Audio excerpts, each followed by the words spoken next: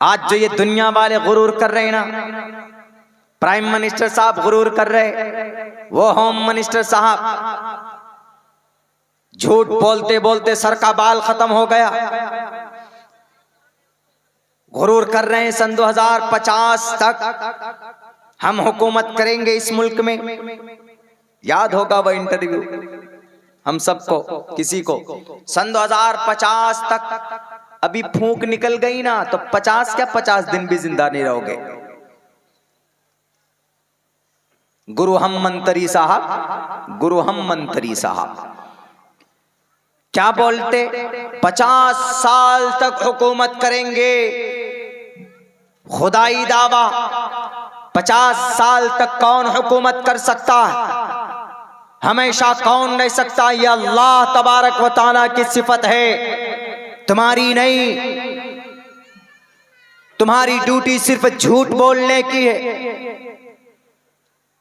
RG हो RG, मशीनों को हैक करके, एविएशन में गड़बड़ी करके, अपने शैतानों को घुसा घुसा कर अपने फेवर में कराते हो। तुम्हारे पास कोई ताकत नहीं है। ताकतवर कौन? अल्लाह की जात। और अल्लाह ने पूरी ताकत, पूरा पावर किसको दिया हुआ है? जिब्राइल को दिया हुआ है।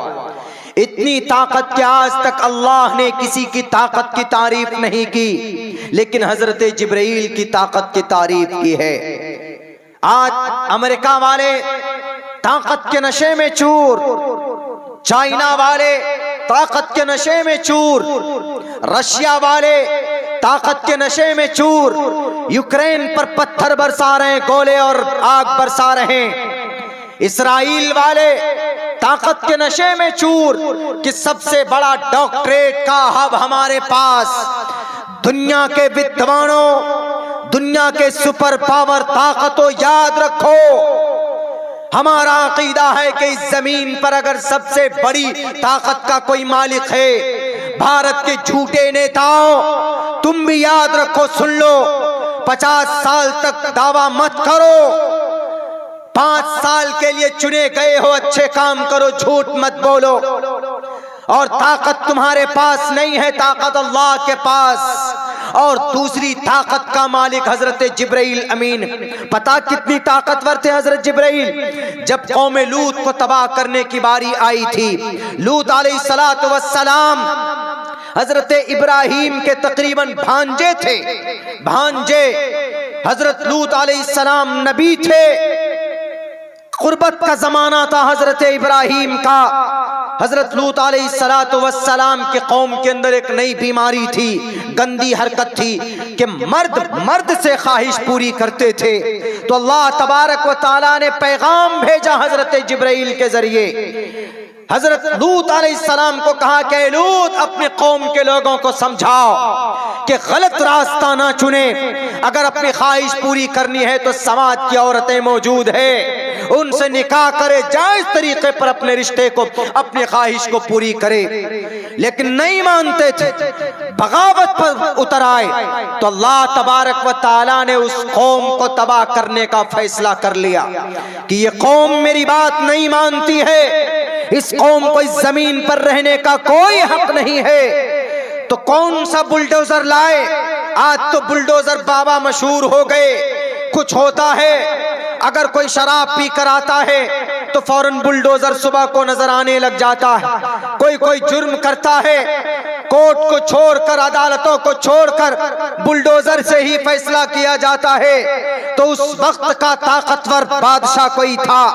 तो अल्लाह तबारक व तआला के हुक्म और उनके कहने पर हजरत जिब्राइल अमीन पहुंचते हैं कौम लूत को तबाह बर्बाद करने के लिए, उस कौम को सफ़े हस्ती से मिटाने के लिए। मेरे भाइयों, हजरत जिब्राइल अमीन आकर कहते हैं हजरत लूत अलैहिस्सलाम से कि लूत, आप अपनी बोरिया बिस्तर को बांधिए, आप बस्ती से बाहर हो जाइए। क्यों जिब्राइल, क्या होने वाला है? आज इस कौम को खत्म करना है। ये जो रब की नाफरमानी करती है, ये जो नमाज नहीं पढ़ती है, ये जो सूद खाती है, ये कौम झूठ बोलती है ये कौम, गद्दारी करती है ये कौम, निहत्थों को मारती है ये कौम। 2 लड़के मारे गए राजस्थान के अंदर, 2 लड़के मारे गए अभी राजस्थान के अंदर, जानवरों के नाम पर मारे गए, और वो सारे के सारे पापी मुजरिम घूम रहे हैं। हुकूमत लंगड़ी और लूड़ी बनी हुई है, सरकार गूंगे और बहरे बने हुए हैं, जो कातिल हैं वो घूम रहे हैं, और जो बेचारे मासूम थे जिन पे पूरी फैमिली को पालने की जिम्मेदारी थी, उनको मौत के घाट उतार दिया गया। याद रखो रब देख रहा है, याद रखो तुम्हारा परमात्मा देख रहा है, वो तुमको तबाह करेगा। उसके पास यमराज है, उसके पास जिब्राइल अमीन है, उसके पास वो शिवजी है। कब काम आएंगे शिवजी? जो मुजरिमों को सजा देता है। याद रखो ईश्वर के घर में देर है अंधेर नहीं है। जब कोई ईश्वर की मुखालफत करता है, जब कोई ईश्वर की बात नहीं मानता है, जब कोई अपनी मनमानी करता है, जब कोई अपनी मर्जी को रब के ईश्वर के सामने लाकर अपनी जिंदगी को चलाता है, उस वक्त ईश्वर फैसला करता है, रब फैसला करता है कि उसको हिदायत दी जाए, उसको सफ़े हस्ती से मिटा दिया जाए। जिब्राइल अमीन आते हैं, हजरत लूत अलैहिस्सलाम को कहते हैं कि लूत आप बस्ती से बाहर जाओ। क्यों? बस्ती वालों को तबाह करना है। हजरत लूत अलैहिस्सलाम चले जाते, हजरत जिब्राइल अपने पर को पर थे उनके, ऐसे जमीन पर देते, ऐसे पूरी बस्ती पर ऐसे नीचे घुसाते, जैसे आपकी ये बस्ती है, कितना बड़ा पर होगा उनका पर, एक मशरिक की तरफ और दूसरा पर मगरिब की तरफ, यानी जिधर सूरज गुरूब होता है वहां, यानी पर की लंबाई और चौड़ाई ऐसे जमीन पर देते हैं, पर बस्ती के नीचे ऐसे ऐसे उठाते हैं, और जब वो पूरी बस्ती उठकर आसमान के तरफ लेकर जाते हैं, तो पहले आसमान दूसरे आसमान में जो खुदाई मखलूक है, तो उस बस्ती वालों की चीख पुकार को सुनते हैं कि बचाओ बचाओ, ए अल्लाह हमारी हिफाजत फरमा। तब चीख पुकार सुनते हैं, फरिश्ते दुआ कर, फरिश्ते ताज्जुब में पड़ जाते, अल्लाह की रहमत की तरफ नजर किए हुए होते। लेकिन जब कोई रब की नाफरमानी करता है, रब जब कोई फैसला कर लेता है, तो फिर उससे कोई नहीं बचा सकता। कोई बचा सकता है तो वो रब ही है जो अपना फैसला बदल कर बचा सकता है। मेरे भाइयों, जिब्राइल अमीन पर को उठाते हैं जमीन को, वो बुलडोजर, ये तुम्हारा लाल पीला बुलडोजर निहत्तों पर नहीं। उत्तर प्रदेश में एक माँ एक बेटी को तुमने गाजर के तरह कुचला है, याद रखना। लाल बुझक्कर अपने सिस्टम को तुमसे कल कयामत में पूछेगा, यही परमात्मा, यही ईश्वरा पूछेगा कि इस जमीन पर भेजा था अहिंसा सत्यम करोदस्तयागा, कहां गया तुम्हारा सिस्टम? निहत्थे पर एक जवान बेटी के ऊपर बुलडोजर चलाया जाता है, एक माँ के ऊपर बुलडोजर चलाया जाता है। क्या जुर्म था उनका?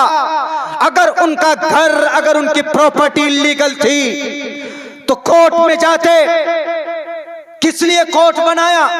हर जगह बुलडोजर बाबा नजर आ रहा, हर जगह बुलडोजर नजर आ रहा। जब ईश्वर का बुलडोजर चलेगा ना, तो उस वक्त तुम्हारे होश ठिकाने आ जाएंगे, बैठने की कुर्सी नहीं मिलेगी जब ईश्वर की लाठी चलती है। तो मेरे भाइयों, जिब्राइल अमीन ऐसे उठाए बस्ती को, ऐसे पूरी बस्ती, हकीकत है ये, मैं नहीं कह रहा हूं, रब कहता है। उठाओ कुरान में, फजअलना आलिहा साफिलहा, उसके नीचे को ऊपर, ऊपर को नीचे कर दिया। वमतरना अलैहिम मिन सिज्जिलिम मंजूद, उनके ऊपर पत्थरों की भी बारिश हो गई। ऐसे पूरी बस्ती पलट दी, उल्टी हो गई, सब दफन हो गए। आज तुर्की के अंदर 32,000 लोग अगर मौत के नीचे चले गए, अपनी बिल्डिंगों में धंस गए, तो लोग कर रहे कि वाह क्या, कितना दर्द का इजहार करते हैं, आंसू बहाते हैं। लेकिन मेरे भाइयों, जब अल्लाह तबारक व ताला जब दफन करता है, तो उस वक्त फिर क्या होगा? पूरी बस्ती ऐसी तबाह बर्बाद कर दी गई। इतनी ताकत के मालिक कौन? जिब्राइल अलैहिस्सलातु वस्सलाम। वो जिब्राइल कुरान लेकर आए पूरे 23 साल में, 23 साल में पूरा कुरान अल्लाह के नबी के पास लेकर जिब्राइल अमीन